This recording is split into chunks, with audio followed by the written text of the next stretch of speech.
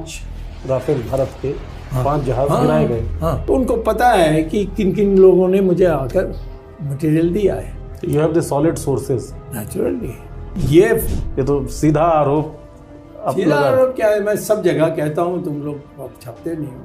Train जो है Rafale, ये हमारी प्रैक्टिस के लिए हो सकता है, वॉर के लिए नहीं। वॉर में कभी नहीं टिक। आप देख चुके हैं, आगे आपको वीडियो की तरफ ले चलते हैं। इससे पहले आपको बताते चलें कि सवामी का इंटरव्यू आ गया है। सवामी का कहना है कि हमारी फ़ौज डरपोक है, जबकि पाकिस्तान की फ़ौज बहादुर और ईमानी जज्बे वाली है। तो इसी वजह से पाकिस्तानी फ़ौज ने हमारे 5 जहाज़ गिराए हैं। हमारी कौम, हमारी फ़ौज डरपोक है, हमारी फ़ौज डर जाती है, किसी काम की हमारी फ़ौज नहीं है। आगे आपको वीडियो की तरफ ले चलते हैं। मुझे बोला, रोते हुए बोला उन्होंने। ये कैसी राष्ट्रवादी सरकार है और क्या ये सेना के साथ भी धोखा कर रही है? रहने दो, ये होने दो ना। सरकार ये रहेगी सितंबर के बाद। मोदी सरकार गिर रही है। मोदी सरकार नहीं गिर रही है, मोदी गिर रहा है। ये जो 420 है, हमारे फॉरेन मिनिस्टर, क्या उसका नाम, जयशंकर साहब, क्या पाकिस्तान की स्थिति फिलहाल इंटरनेशनल प्लेटफॉर्म पर भारत से मजबूत हो रही है? मैं कहता हूं कि नरेंद्र मोदी मूर्ख है। पड़ोस इतना कैसे गड़बड़ हो गया हमारा? क्योंकि तुम डरपोक हो। चाइना को कह सकते हो, लाल आंखें तो दिखा ही रहे थे। पहली बार हिंदुस्तान का मजाक बनाने का काम नरेंद्र मोदी जी ने किया, पहली बार। वरना पाकिस्तान के लोगों ने इतनी रील बनाई है इंडिया के मीडिया के ऊपर, किसी ने बनाई क्या आज तक?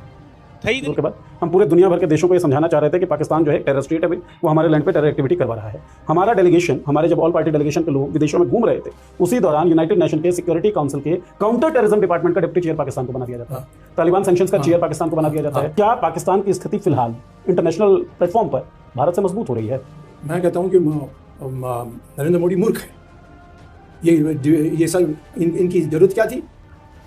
जब आप चले गए थे पाकिस्तान के अंदर, आप जाकर के बलूचिस्तान को अलग करना चाहिए था। बलूचिस्तान तो इतने सालों से मेरे से कितने बलूची जाकर मिलकर गए, साहब आप किसी तरीके से हमें अलग कर दो, हम तो शिया है, हम इन सुन्नी के बीच में रह नहीं सकते। मुझे आश्चर्यजनक है कि वहाँ जो बाकी सुन्नी के जो प्रांत हैं वो भी अलग होने चाहते हैं, सिर्फ पंजाब के लोग नहीं अलग होने चाहते। तो क्यों आपने उसको नहीं देखा? आप कहते हो कि ये हो गया, हमने कुछ नहीं किया। तो और जैसे अमेरिका ने विसल मारी, ये साहब बैठ गए। अमेरिका के सामने आप कह रहे हैं कि हमारे जो प्रधानमंत्री हैं वो डरपोक हैं। चाइना ने पाकिस्तान का खुलेआम सपोर्ट किया, समर्थन किया। जानता हूँ। श्रीलंका से लेकर बांग्लादेश तक चाइना अपने आप को मजबूत कर रहे हैं। इवन नेपाल के साथ भी हमने बॉर्डर टेंशन देखा। पड़ोस इतना कैसे गड़बड़ हो गया हमारा? क्योंकि तुम डरपोक हो। चाइना को कह सकते हो, लाल आंखें तो दिखा ही रहे थे। लाल दिखाया किसको? तुम्हें दिखाया, अखबार वालों को दिखाया। हम किसी चाइना को तो नहीं दिखाया। चाइना को दिखाएगा तो जब चाइना बोलेगा कि जब तुम मुख्यमंत्री थे, तुमने जो भी किया उसका हमारे पास वीडियो है, वो दे देंगे।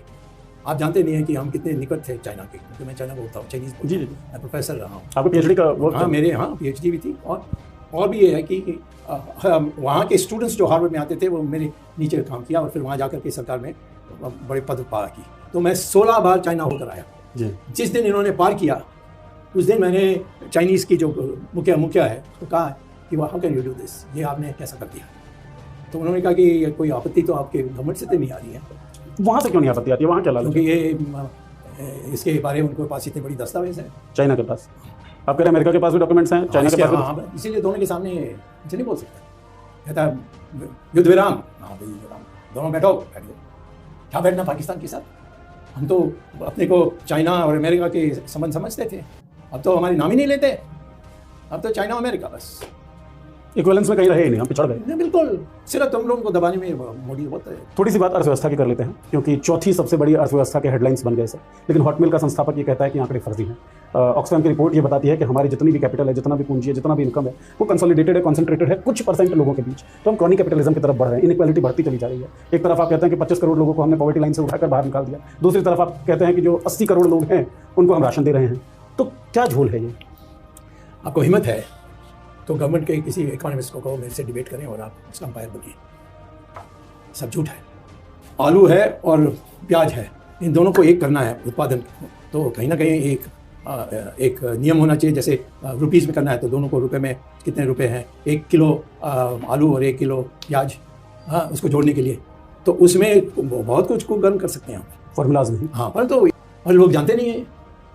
टेक्निकल पहलू है, हम लोग कहाँ से जानेंगे। Exactly. और हम लोग तो वैसे राम मंदिर के नारों में दब गए। और हाँ, और निर्मला सीतारमण तो नाच गाना औरत है, तो उसको क्या पता है। क्या इम्पैक्ट पड़ सकता है सर लॉन्ग रन में? लॉन्ग रन में यही होगा जो रशिया में हुआ, अब सोवियत यूनियन में, श्रीलंका? सडनली पब्लिक, श्रीलंका में कम हुआ, वो तो दूसरे कारण से हुआ। वहाँ वो नक्सलाइट्स, उसको LTT कहते हैं जी, उनके कारण उथल पुथल हुआ। परंतु क्या जरूरत थी कि आज आप किसी प्रांत को छोटा करोगे, किसी प्रांत को बड़ा मैं वही करोगे? कहना चाहता हूँ, अगर डिलिमिटेशन होता है जनसंख्या के आधार पर होगा, नहीं होगा। जैसा कि वीडियो आप देख चुकी हैं कि इस वक्त स्वामी के इंटरव्यू ने पूरे भारत में हलचल मचाई हुई है।